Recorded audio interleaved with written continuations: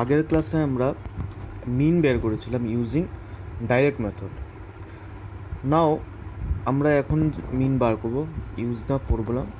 এটাকে কী ফর্মুলা বলে? শর্টকাট মেথড, ঠিক আছে? ওকে, তো ফর্মুলাটা হচ্ছে কি, x bar is equal to a plus 1/n ব্র্যাকেটে summation of f i d i i starts from 1 to n। তো আগের ফর্মুলাটা কী ছিল? আগের ফর্মুলাটা ছিল x bar is equal to summation of f i x i divided by n, and n is equal to summation of f i, যেটা আমরা আগে ডাইরেক্ট মেথডে করেছিলাম, ঠিক আছে? সো শর্টকাট মেথড আমরা ইউজ করবো। তো এটা দেখতে শর্টকাট মনে হচ্ছে না, বাট অ্যাকচুয়ালি এটা শর্টকাট। এটার থেকে আরও শর্টকাট হচ্ছে স্টেপ ডেভিয়েশন মেথড, যেটা তোমাদের সিলেবাস থেকে এক্সক্লুড করা হয়েছে। সো নাও সি, এখানে summation of x bar is equal to a plus 1/n summation of f i d i i starts from 1 to n। আগের ফর্মুলার সাথে এই ফর্মুলার ডিফারেন্স কি? আগের ফর্মুলাতে এফ আই এক্স আই ছিল, এই ফর্মুলাতে আছে f i d i. Can you see this? Okay, তো আগের ফর্মুলাতে ছিল এফ আই এক্স আই, এই ফর্মুলাতে আছে এফ আই ডিআই। অ্যান্ড আগের ফর্মুলাতে এ প্লাস বলে এরকম কিছু ছিল না, এই পার্টটা ছিল না। সো নাও আমাদের এখানে এ কি জানি না এই ফর্মুলাতে, অ্যান্ড ডি কি সেটা আমরা জানি না। তো আমি স্টেপ বাই স্টেপ যখন নিচের এক্সাম্পলটা আমি বুঝিয়ে দেবো, তো অটোমেটিকলি এটা ইজি হয়ে যাবে তোমার জন্য। দেখো কী বলছে, the following table shows the weights of 12 students. তো ওয়েট হচ্ছে ইন কেজি 67, 70, 72, 73 অ্যান্ড 75, অ্যান্ড number of students, that is frequency. তো 67 কতবার আসছে? 4 টাইমস, দ্যাট ইজ 4টা স্টুডেন্ট এরকম ছিল যাদের ওয়েট ছিল 67। তারপরে 3টা স্টুডেন্ট এরকম ছিল যাদের ওয়েট ছিল 70 কেজি। 2টা স্টুডেন্ট এরকম ছিল যাদের ওয়েট ছিল 72 কেজি, অ্যান্ড 2টা স্টুডেন্ট এরকমও ছিল যাদের ওয়েট ছিল 73 কেজি।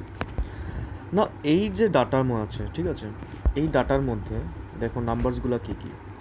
নাম্বারসগুলো হচ্ছে 67, 70, 72, 73, 75। নাও all R increasing order, and ঠিক মিডিলে কে আছে? 72।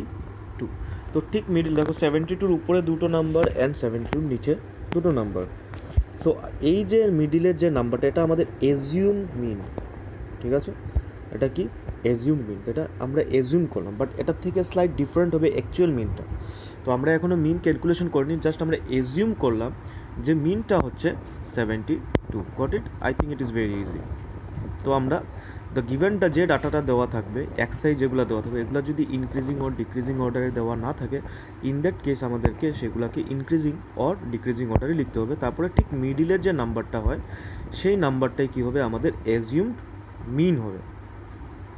নাও এখানে একটা কোয়েশ্চেন আসছে, দেখো এখানে নাম্বার অফ অবজারভেশন হচ্ছে 1, 2, 3, 4, 5, অড নাম্বার।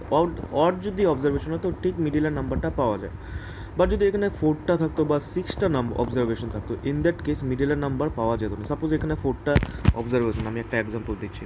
তো সাপোজ 75 নেই, ইন দ্যাট কেস আমাদের কাছে চারটা অবজারভেশন আছে। কী কী? 67, 70, 72 অ্যান্ড 73।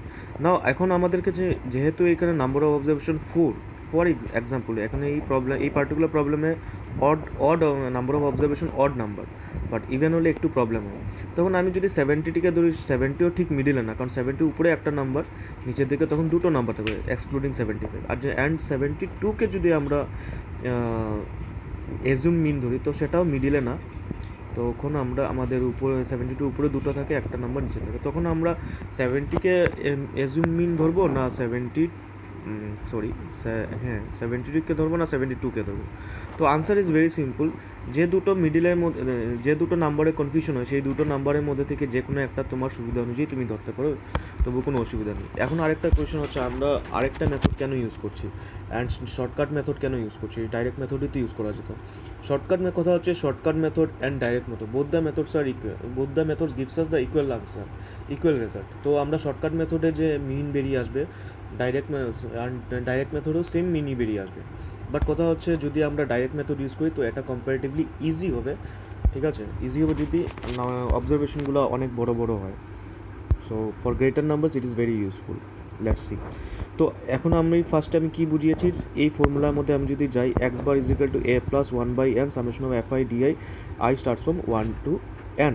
তো নাও এ কি সেটা আমি বার করা বুঝালাম যে এটা হচ্ছে যেগুলো অবজারভেশন থাকে সেই অবজারভেশনের ঠিক মিডিলে অর মোস্ট প্রবাবলি মিডিলে যেটা থাকে, অ্যাপ্রক্সিমেটলি মিডিলে অর এক্স্যাক্টলি মিডিলে যে নাম্বারটা থাকে সেটাই আমাদের assume mean. So in this case let the assume mean a is equal to 72.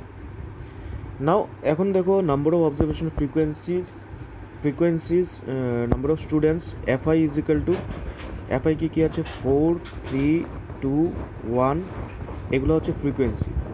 তো যখন আমরা সবগুলো ফ্রিকোয়েন্সিকে অ্যাড করি তো this gives a summation of f I, and summation of f i is equal two 12।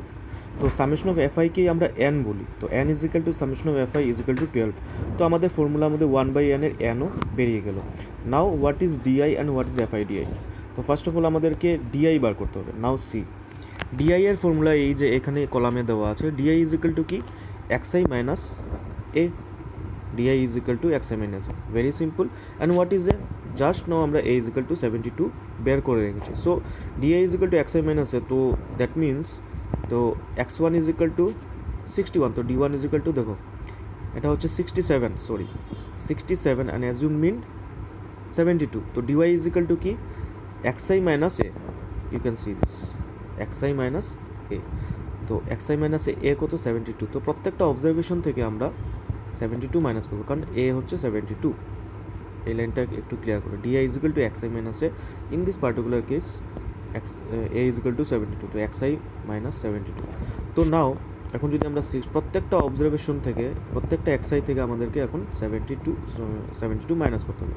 তো 67 থেকে 72 বার মাইনাস করবো, 70 থেকে 72, 72 থেকে 72, 73 থেকে 72, 75 থেকে 72, এইভাবে মাইনাস করে আমরা ডিআই পেয়ে যাই। Got it? তো all the d is are available, -2 -5 -2 0 1 and 3 1 and 3। তো লাস্ট আমাদের ফর্মুলাতে শুধু ডিআই বার করেনি, এফআই ডিআই বের করেছে। তো এফআই ডিআই কী হবে? সো এফআই কি, নাও ফার্স্ট কেসে দেখো ফার্স্ট অবজারভেশনের জন্য এফআই হচ্ছে 4, ডিআই হচ্ছে 5 -5, তো 4 × -5 -20। তো এইভাবে আমরা এফআইডিআই মাল্টিপ্লাই করে প্রত্যেকটা অবজারভেশনের জন্য সবগুলো এফআইডিআই বার করলাম। অ্যান্ড সামেশন বলতে কি বোঝায়, সাম বোঝায়, আমি অলরেডি বলেছি। তো সামেশন অফ এফআইডিআই মানে যতগুলো এফআইডিআই আছে সবগুলোকে অ্যাড করতে হবে, তাহলে আমরা এখানে সামেশন সিম্বল দিতে পারবো। সাম করেছি।